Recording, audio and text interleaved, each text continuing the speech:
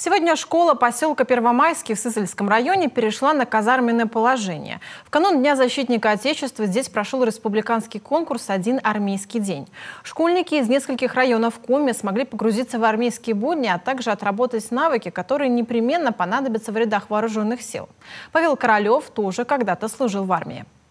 Первый этап – проверка исторической грамотности. Сколько дней длилась Великая Отечественная война? Как на флоте называют полковников и какой род войск нарекли богом войны? Важно быть не только отличником боевой, но и политической подготовки.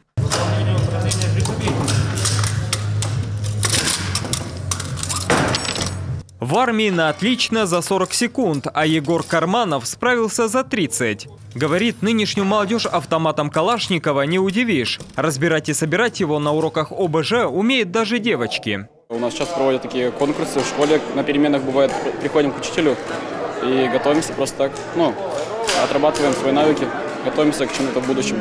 Как отличить старлея от полковника? Почему у прапорщика звездочки вдоль, а не поперек? У неслуживых возникают вопросы, а во всем этом звездопаде определиться трудно. В перерывах между конкурсами ознакомление с современными образцами оружия. Тут же Мосинка и ППШ – легендарное оружие Победы. Участники российского движения школьников организовали выставку «Армейский чемоданчик». Принесли форму и вещи родственников, которые когда-то защищали родину. «Армейский чемоданчик». В нашей школе каждый год проводят акцию «Армейский чемоданчик». В рамках нее ребята приносят вещи родственников, которые служили в армии. Например, фотографии, медали или даже форму. В финале главное испытание – марш-бросок на 5 километров. Остроту ощущениям добавляет трескучий мороз. Время на секундомере останавливается только тогда, когда последний боец отряда пересекает финишную линию. Как говорится, своих не бросаем. Интересно.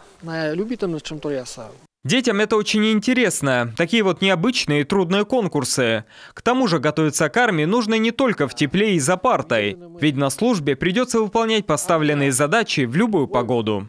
По итогам 4 этапов судьи лучшими признали команду Визинской школы номер 2. Ребята завоевали золото сразу в нескольких номинациях. Показали командный дух и невероятное стремление к победе, что очень важно для будущего призывника. Сегодня без подготовки, это не только подготовки в физическом плане, но и в духовном развитии, мы не можем получить гражданина, патриота, в будущем солдата, который будет нас с вами защищать. Не конкретно какую-то, непонятно какую цель. Он будет защищать прежде всего свой дом, свою землю, свою семью. Армейская мудрость гласит: тяжело в учении, легко в бою. Однако трудности эти ребята не боятся и доказали, что готовы стойко переносить все тяготы и лишения военной службы. Павел Королев, Олег Юшков, телеканал Юрган, Сысольский район.